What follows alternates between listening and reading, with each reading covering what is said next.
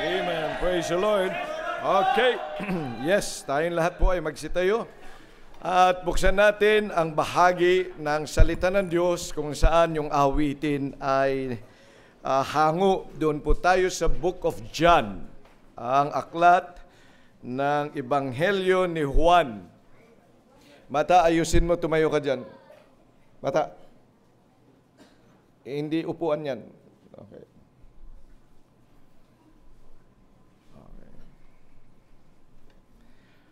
Okay. John chapter 6. Ito po yung tala doon sa isa sa bahagi ng awiting yan. At ito ay isa sa mga sikat na mga kwento. 5 tinapay at 2 isda. 5 tinapay. Tama ba ako? 5 pandesal at 2 tinapa. Ape, mahal pa tinapa. Hindi natin alam kung anong fish yun. Dried ba talaga yun? Mas mahal ang dried fish ngayon. Tilapia? Plapla? Well, we do not know, but certainly may 2 isda at mayroong 5 tinapay. Verse number 5, basahin po natin para makita natin ang konteksto. When Jesus then lifted up his eyes and saw a great company came unto him, he saith unto Philip, Whence shall we buy bread that these may eat? Nang problema ang Panginoon nung napakaraming tao, pero gusto niya na uuwi sila na busog. Verse 6, And this he said to prove him, for he himself knew what he would do. Sa bawat problema, alam na ng Diyos kung ano gagawin niya. May problema ka, alam na ng Panginoon ang kanyang gagawin. Verse number 7, Philip answered him, 200 penny worth of bread is not sufficient for them, that every one of them may take a little. Bira, ilang libo kayang tinapay ang kailang at magkano dang gagastusin natin? Ang problema si Philip. Yung kanilang nagbuhat ng isang kaban dito, Philip ang pangalan niya, pero hindi siya yung Philip dito. Okay. Pero lumakas na si Philip dito. Dati hindi yan makabuhat. Ngayon, isang kaban kaya na niya. Is that, how many kilos was that? Isang kaban ba? 50? 25? 25 kilos, kaya na niya. Tumagal-tagal ka lang talaga dito, lalakas ka. Kasi papabuhatin kita ng bato-bato. Walang mga nakatira dito na mahina. Okay. Ang mga mahihina, hindi natagal talaga yan. Okay. Verse 8. One of his disciples, Andrew, Simon Peter's brother, saith unto him, There is a lad here, may bata din which hath 5 barley loaves. Yung barley loaves na yan, hindi yung mamahaling tinapay. Mumurahin yan kasi barley yan. Ang mamahalin ay wheat. Pero ayaw na mapilipino yung wheat, di ba? Sabi ng isa ay parang maduming tinapay.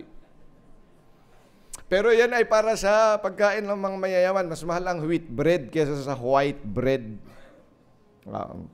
Barley ang gamit nila noon. Sabi niya, There is a lad here which hath 5 barley loaves and 2 small fishes. No, yun lang meron sila. Pero hindi sa kanila yun. Sa bata, nakasama nila. Ang lakas din ng loob ni Andrew. Sabi, ito lang meron tayo. Biro may pinakialaman na, no? Yung baon ng may baon. Dapat sinabi na lang nila, wala ho talaga, wala. Pero may bata dito. Biro mo napag-initan pa yung baon ng bata. Ano? Maraming ganyan. Ano kayong ganyan ng usher? O kaya Sunday school teacher, ako'y gutom ha. Nakita niya yung, ito yung biskwit ng estudyante ko, pahingi.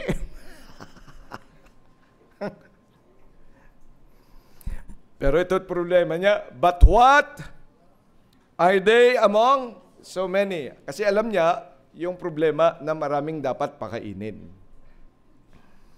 Yun din ang maganda kay Andrew. Alam niya talaga yung problema. Amen? Oo.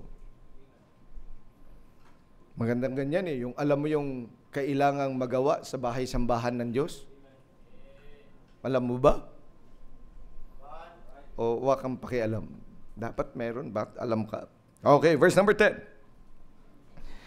And Jesus said, make the men sit down. Sabi niya, paupin niyo mga lalaki. Kasi ang mga yan, susunggaban yan. Ay, binibigyan ko lang ng parang mga kulay. Pero wala doon, ha? Iniisip ko lang. Pero hindi yun kasama. Kaya lang, siyempre pag nagbabasa ka, aktibo ka dapat sa binabasa mo. Bakit kayo mga men? Nasaan yung mga nanay? May kasama bang mga nanay dito? Eh, marahil, may mga bata eh.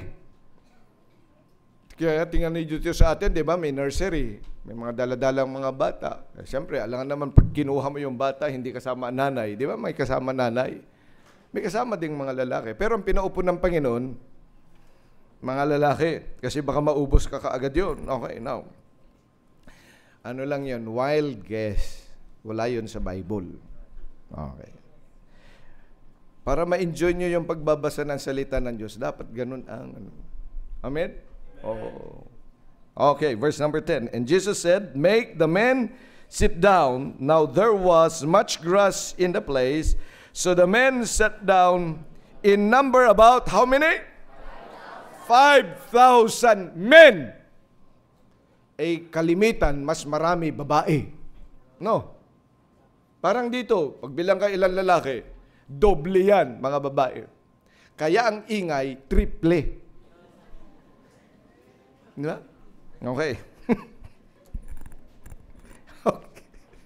Okay. 11.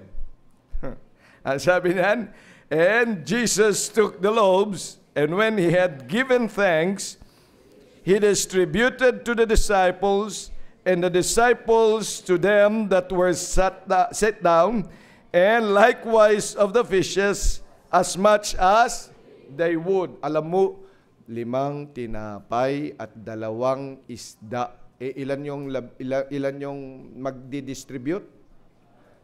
Hindi, ilan yung magdi-distribute? 12 lang yung apostles, di ba? Pero may 5 tinapay at 2 isda. Paano i-distribute nun ng 12? Naisip nyo na yun? Hindi pa, no? Ngayon nyo lang naisip, no? Paano kaya yun, no? Pero man, alam mong wala ka namang i-distribute.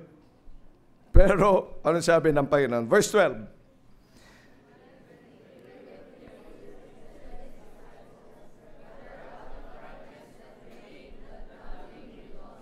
Biro mo yan?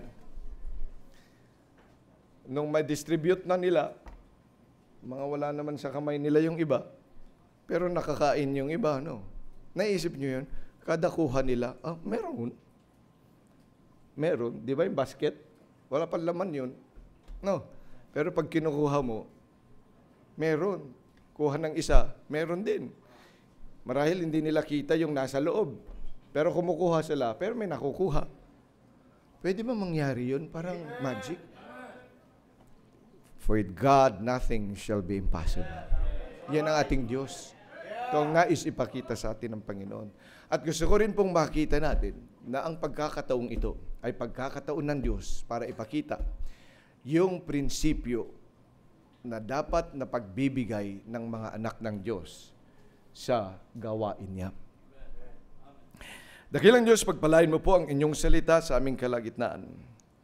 Maunawaan po namin ito. We know that this is not a make-believe story. This is a true story.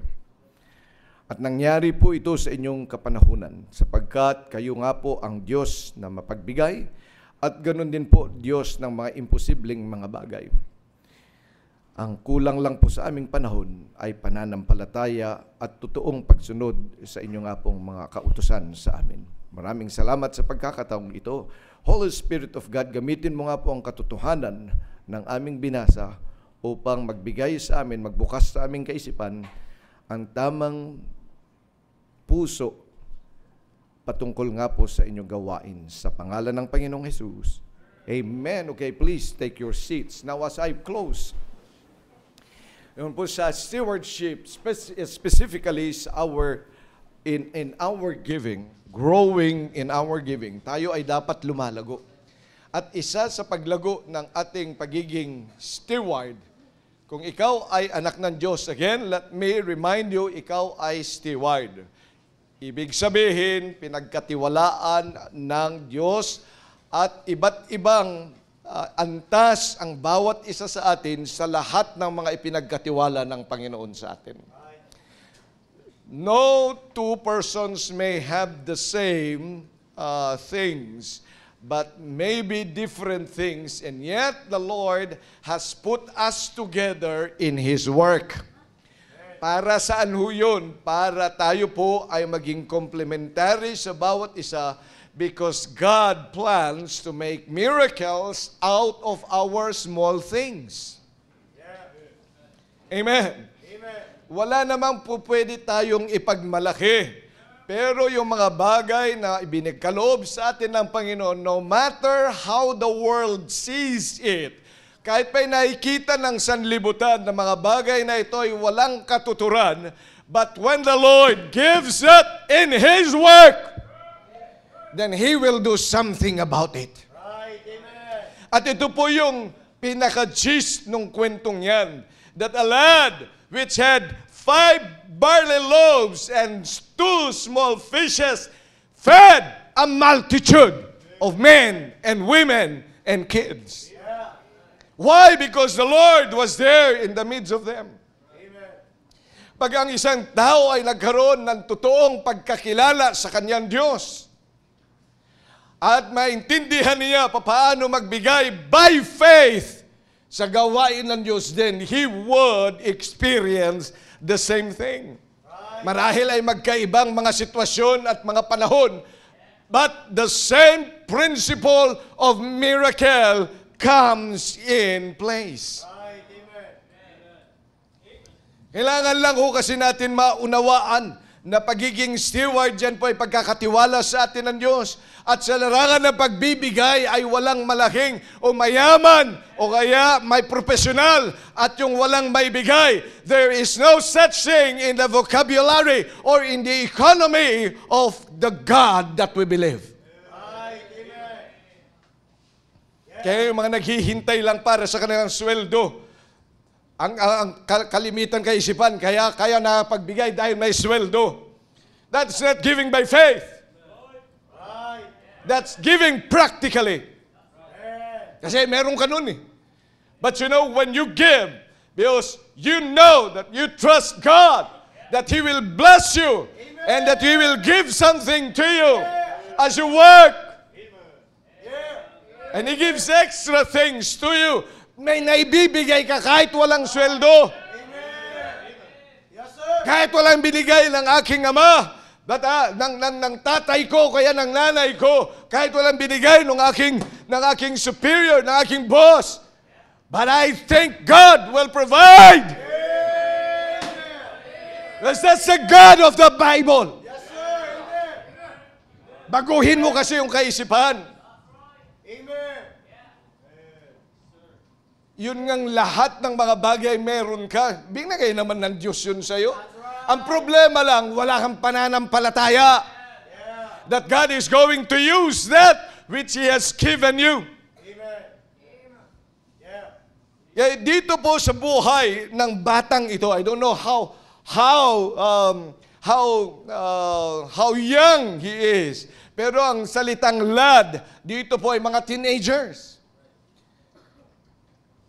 So kung lad, di ibig sabihin, wala naman talagang trabaho yan. Walang pinagkakakitaan. What he had was just 5 barley loaves and 2 small fishes. Amen? Okay, walang magmamalaki. At ito nakita ng Panginoon na gagamitin. So you see here, outlines to us 4 things about faith giving. Yung dapat tama talagang pagbibigay. Number 1, he heard that there is a need. At saka nasa gawain yan, ha? Ang pagbibigay that is, filled with faith, nasa gawain ng Diyos.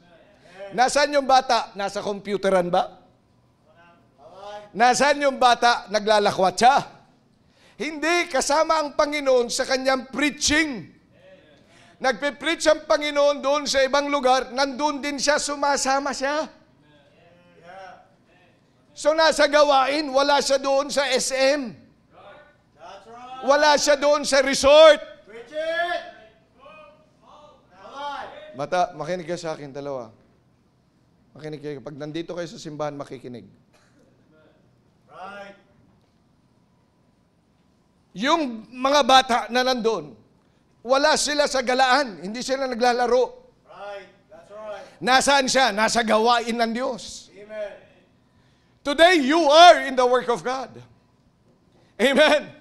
Ang gawain ng Diyos is the church. So ano ba ang gawain ng church? Pag sinabi natin church, number 1, it is an assembly. Amen. Kaya yung presensya mo dapat nandun. Kaya this is an assembly. Ito yung pagkakatipon. And then, pangalawang, dapat maintindihan, it's a body. Ibig sabihin, organized yung institusyon na yun. Kaya merong mga iba't ibang mga gawain ang iba. May mga hindi kang nakikita na mga tao, pero sila po ay tumutulong at gumagawa sa gawain ng Diyos. Hindi ang miyembro ng simbahan, hindi lang yung kumakanta yan at yung mga nagtutugtog. Hindi lang yung mga nakatayo dyan, marami pa sa kanila. Pero nasa background. Because that is a church. Nakita ka naman, di ba? Ang isang katawan. Usually nga, yung mga hindi mo nakikita, yun ang pinakamahahalaga. No? Pag pumalya puso mo, kita mo ba puso mo? Pag pumalya yan, ang mangyayari. O kaya yung atay, nagkaroon ka ng cirrhosis of the liver, ano mangyayari sa'yo? So marami yan. At maging sa ating simbahan, maraming mga hindi tayo nakikita. Pero gumagawa sa gawain ng Diyos. Hindi lahat ay napapalakpakan. Amen? So yun po ang dapat nating tandaan. He heard it in the work of the Lord. Yan po ang tunay na pananampalataya. Narinig mo sa gawain ng Diyos. Marami sa atin ang ating mga concerns kasi narinig natin sa labas. Kaya nagiging political ka kasi ang dami mong narinig na political news. Kaya nagiging businessman ka kasi marami kang nakita na mga businesses. Bakit ba lagi kang namamasyal na? Kasi nga ang dami mong nakita na po pwede palang pasyalan. Bakit ba palakain ka sa labas? Kasi nakita mo rin, marami kang narinig at nagte-testify sa'yo na ang sarap pala ng kainan doon. Ay, maganda pala doon sa lugar na yon. Kaya ikaw naman ay pumupunta sa lugar na yon. Essentially, I'm not saying that that is wrong, pero naririnig mo kasi yun. Pero ang tanong ko, anong concern mo? Pag ikaw ay anak ng Diyos, faith cometh by hearing.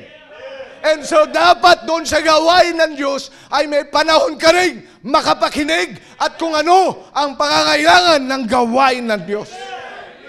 Look, Jesus was there preaching and then He saw the need. Narinig nung bata. Kaya nga nung makita ni Andrew yun itong batang to may baon. Hindi niya sinabi, akin lang to! Pinapakialaman nyo. Dapat tinatago, di ba? Marami mga bata, pag may baon, tinatago. Parang mga miyembro din ng simbahan ko minsan, nakatago. Tapos pakunti-unti, pag hindi nakikita ni pastor, ganoon. Tapos hindi pinapahalata yung kanyang kinakain. Tama? Pagkatapos mamaya, marami nang iniwang bubble gum doon sa ilalim. Pero yung bata, sinarinig niya may pangangailangan. Yan po ang ibig sabihin. Kaya ang tanong ko sa iyo, yung concern mo ba sa gawain ng Diyos lumalago? Dahil sa pakikinig mo. Amen? Doon sa gawain ng Panginoon. O ba't tayo nag-treasure offering? Ano ba pangangailangan? Patubig nga. Amen? Sa susunod, meron pa tayong Christmas gift to Jesus. Saan naman natin gagamitin nyo? Biro mo yan, lawak-lawak ng ating lupain pero walang gate. Hindi maglagay ng gate. Amen. Ay, mahal ba yung pagpapalagay ng gate? Mahal ho yun. Akala mo, ang gate lang eh. Ano yun? Kawayan? Na pinuputol lang dyan. Pag sa kalay, Christian Bible Baptist Church. Ay, dapat maganda rin. Nakita nyo yung mga gate natin, di ba? Ay, dapat yung mga gate na yan, yung main gate doon, eh, dapat talaga masarahan na. O, paano sa ating Christmas gift? Para pag pumapasok ka doon, buti na lang, nakapagbigay ako ng para sa Panginoon. Pag-ala-ala sa kanyang birthday, pag Christmas, nakiki-Christmas ako. Ay, gustong-gusto magbigay sa Christmas. Ang aga naman yan, Pastor, ay September na. Oh, ngayon September, di ba, narinig natin, people making list, buying special gift, taking time to be kind to one and all. Nag-uumpisa na sila ay, bibigyan ko si ganito sa Pasko, number 2, number 3, number 4. Eh, ano, binigay mo sa Panginoon? Dapat nagpaplano ka rin, ano ibibigay natin? Or kaya mayroon tayong Christmas gift para mapagawa yung gate. At sa February, ano, first fruits, di ba kailangan natin ng sasakyan? Hindi doon din natin ilagak. Advance naman, Pastor. Di ba sabi na, dapat ang pagbibigay sa gawain ng Diyos, advance? Kung nga nagpaplano ka, kung kailan ka mag-out of the town. Sino nagpaplano? Di ba may plano ka? Na out of the country. Ngayon pa lang, nakapag-book ka na. Pero next year pa. Nakapagbayad ka na, pero next year pa. Tama? Eh, ba't sa gawain ng Diyos hindi ka ganun? Oh, pagkatapos ng April natin, yung atin, ano yung April? Yung ating Frontliners Retreat. Oh, di dapat nakapag-book ka na rin. Ay, ibang klase. Yung iba nakapag-book na sa ibang pagliliwaliw, pero hindi nag-book para sa gawain ng Diyos. Dapat nakapag-book ka na Thursday and Friday, alam mo, nakasama ka sa Frontliners Retreat.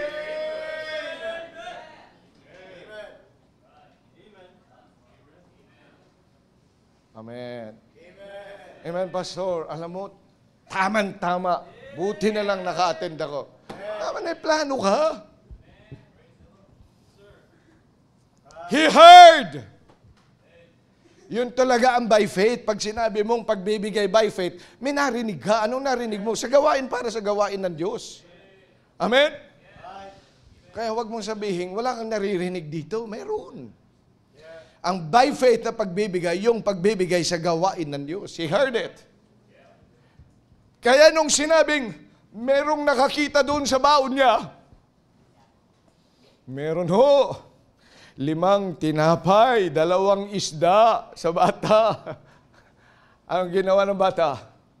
Tinago niya? Hindi. He gave all. Alam niyo yung kanta, medyo, sa tingin natin, maliit yan. Sa tingin ng mga may pera. Pero sa bata, he gave all. That's right. Amen. Yeah.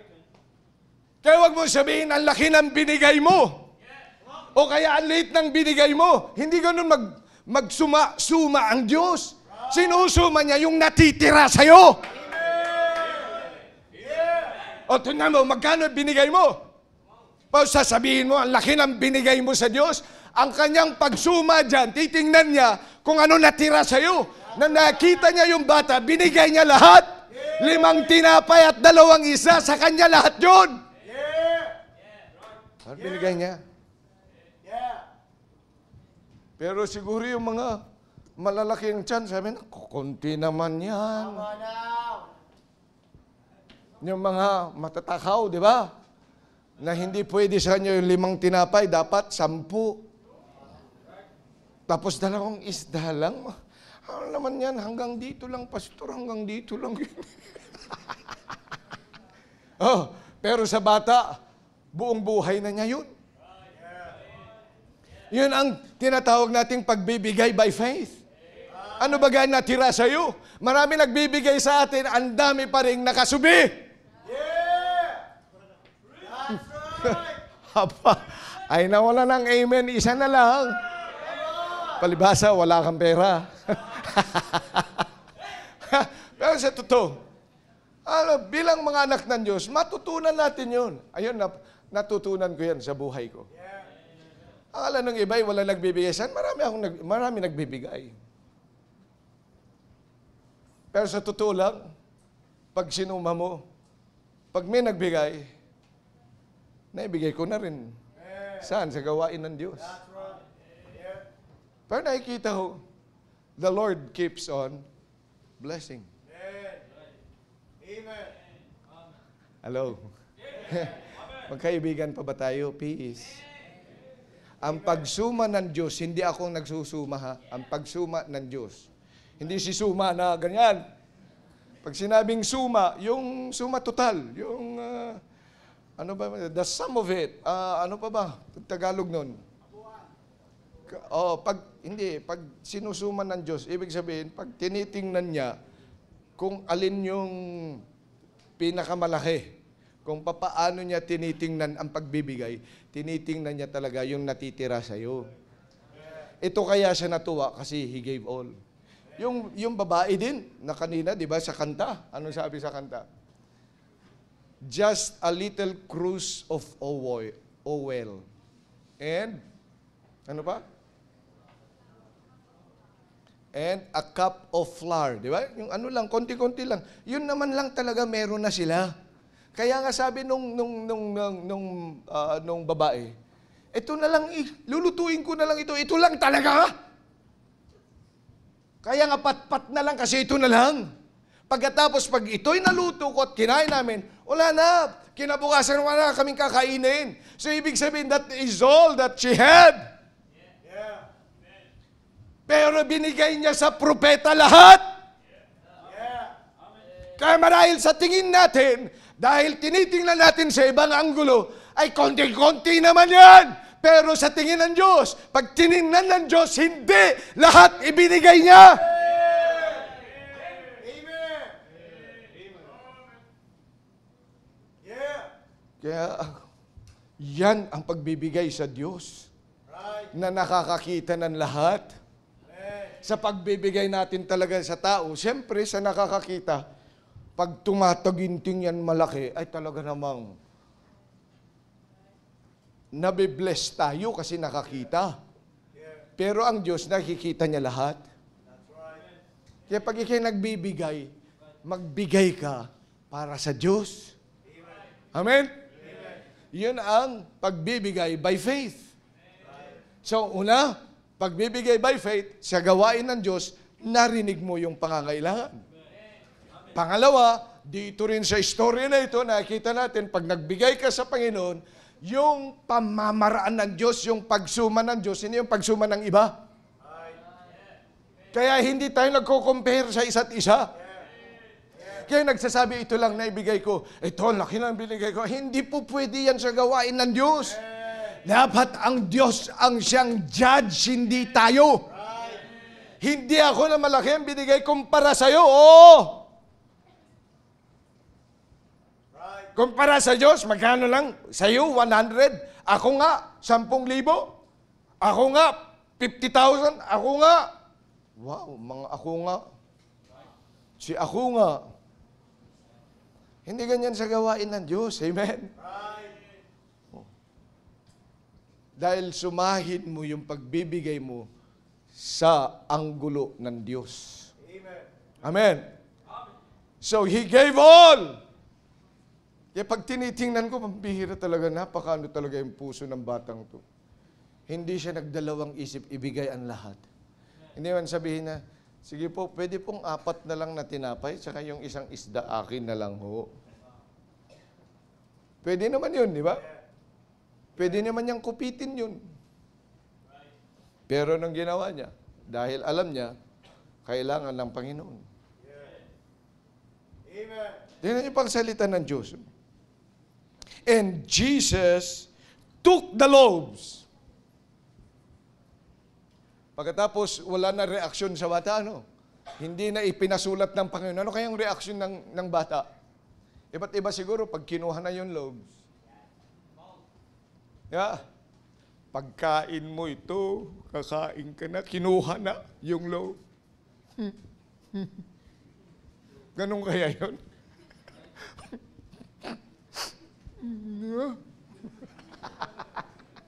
Ganun ba yun?